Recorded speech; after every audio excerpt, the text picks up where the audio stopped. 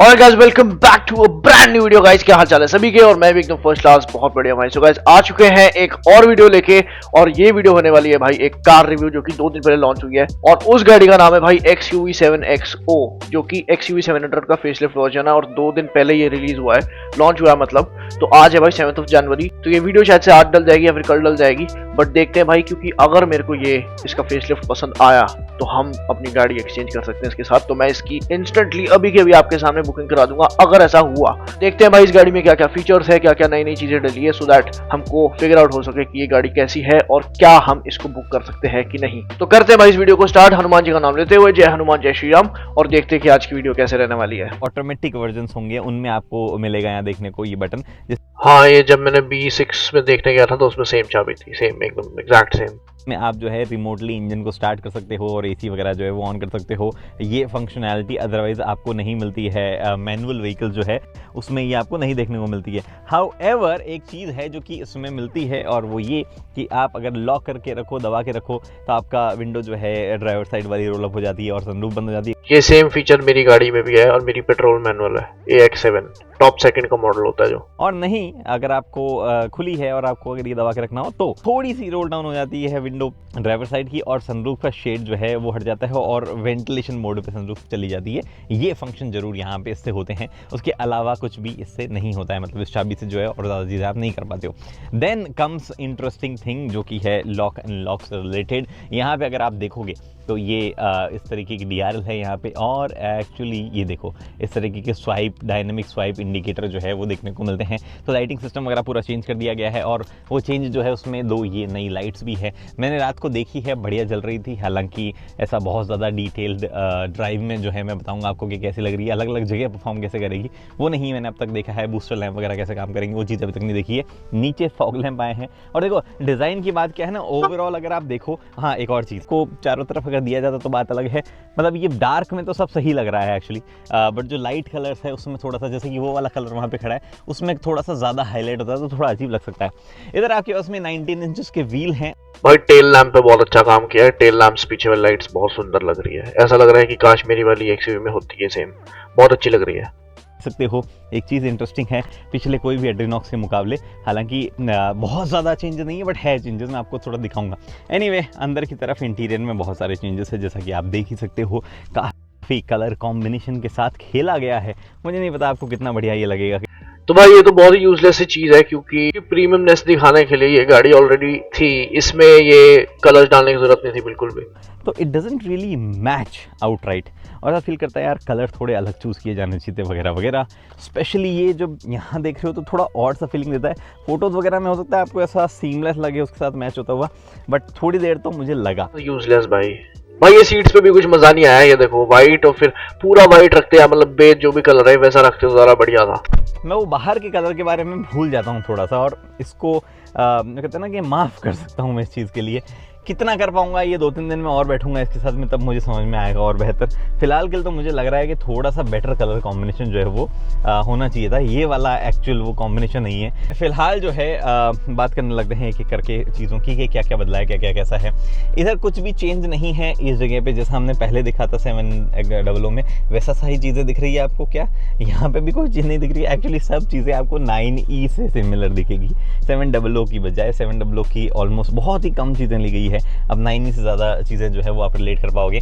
Right from here 16 speaker Harman Kardon speaker system है। पहले मैं ऑफिस दरवाज़ा करता हूँ बंद। ये दरवाज़ा जो है अनलाइक XUV9 ही, वहाँ पे ये डुअल पेन विंडोज़ आती है, वो ड्यूअल वाला नहीं, ये सिस्टम यहाँ पे सिंगल पेन ही है। बट महिंद्रा ने बोला है कि उन्होंने डैम्पर्स पे काम किया है, सस्पेंशंस पे उन्होंने चेंज किए हैं सस्पेंशन। हालांकि बेसिक वही है, जो मतलब जो सस्पेंशन का टाइप है वही है जो पहले वाले 700 में थे, बट सस्पेंशन की इंजीनियरिंग अलग है और उसकी वजह से वो भी साउंड कम करते हैं। Da Vinci suspension, intelligent da Vinci suspension है।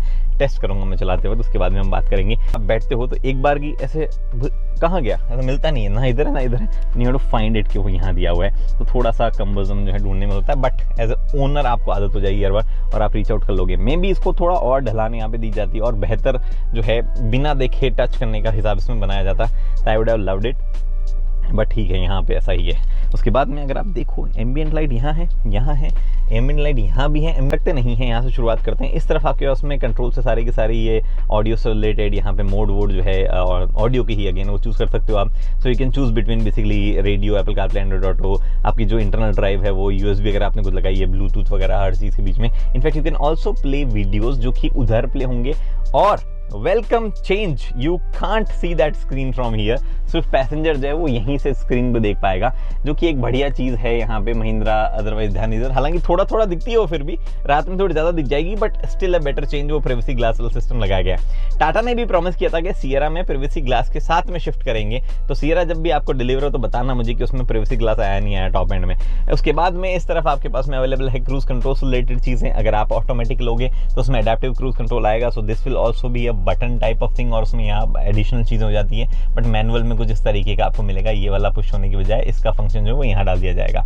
अच्छी बात ये है कि जो MID है उसमें भी चेंज किया गया है, थोड़ी सॉर्टेड हो गई है। अदरवाइज आपको याद है XUV 700 या थार, इनकी MID कैसे अजीब सी कंफ्यूजिंग टाइप की होती थी, बट यहाँ पे वैसी सिचुएशन नहीं है। जैसे ड्राइवर असिस्ट में आप गए तो ये विजुअल जो है इसका आपको रिप्रेजेंटेशन मिल जाता है, एडास का लेन वेन सब दिखाता है, दूसरी व्हीकल वगैरह। उसके बाद में अगर आप नेविगेशन में गए तो आप ये है। अदरवाइज उसमें ऐसा अंदर जाके ऐसे काफ़ी सारी चीज़ें थी और थोड़ा सा कम्बर्जम टाइप वो लगता था। एलेक्सा में जो है चैट GPT फंक्शन आ गया, काम करेगा नहीं करेगा मैंने अपने उसमें स्किल में ऐड किया हुआ है। अच्छा, एलेक्सा पहले से ऑन होगी, देखते हैं, बात करते हैं उससे। एलेक्सा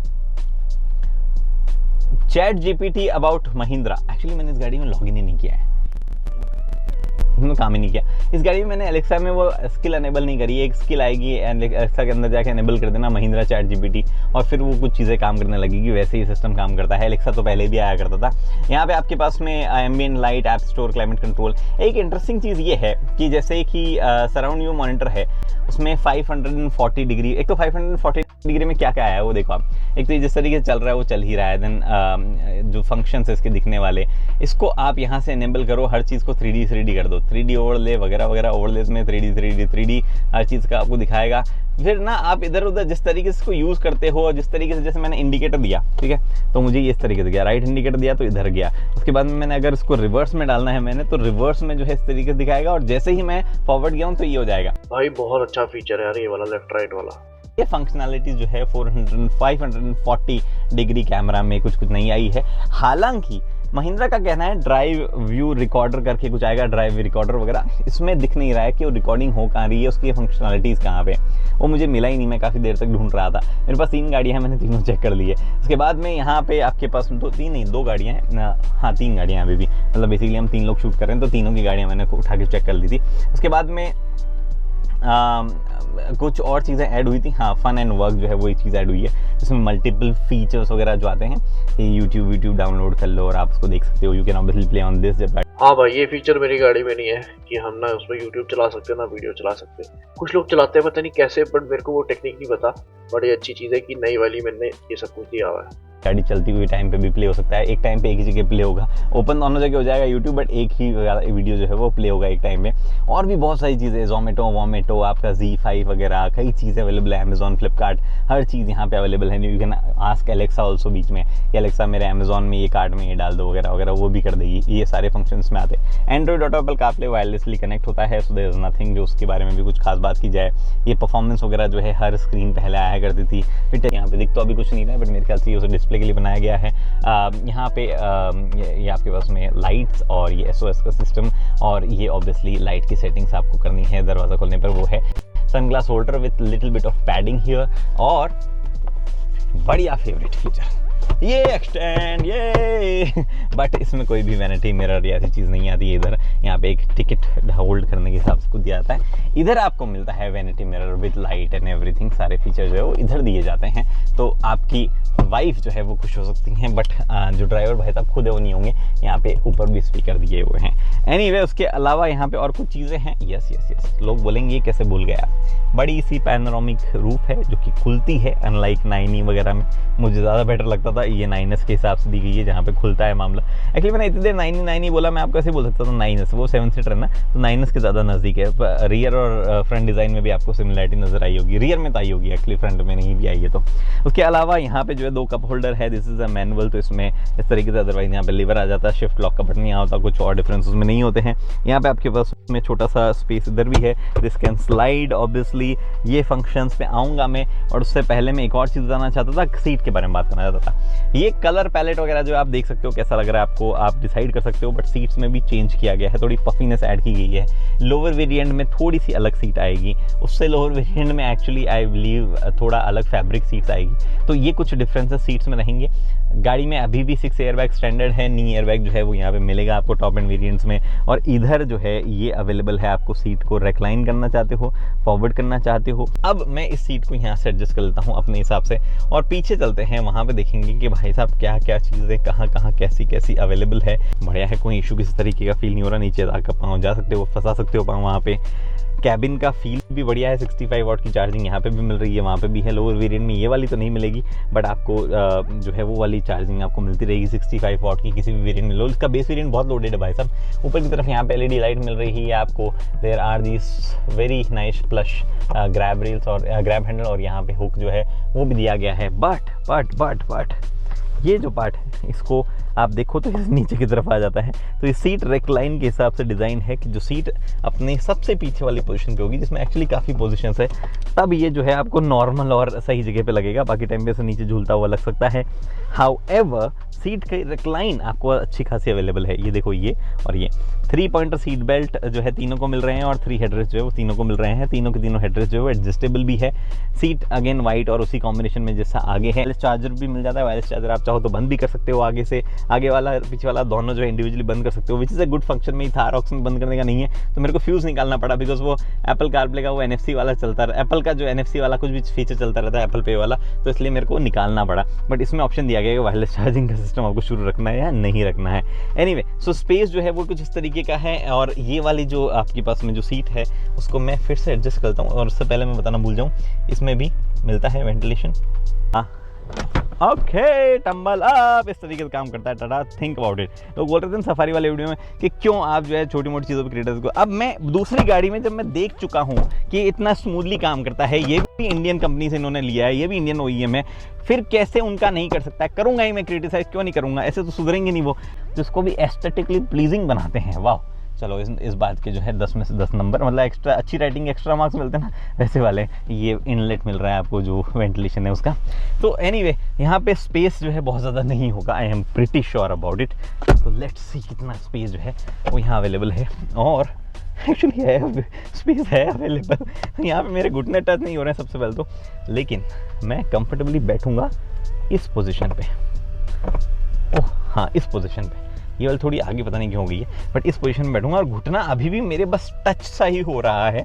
ऑब्वियसली थाई सपोर्ट यहाँ पे नहीं है मेरे पास में। इधर आपके पास में AC वेंट आपको ज़रूर मिलता है, और कंट्रोल जो है वो उसका यहाँ से मिलता है। मैं चालू कर लेता हूँ, और ये वाले यहाँ पे भी कप होल्डर है, यहाँ पे 12V सॉकेट है। कोई भी टाइप C वगैरह जो है ऐसी चीज़ टाइप B कुछ भी यहाँ पे नहीं मिलता है, जो कि पीछे अगर कोई बच्चे बैठे ना, आजकल तो सबके पास फ़ोन होता है, तो उसको थोड़ा सा गड़बड़ लग सकता है भाई।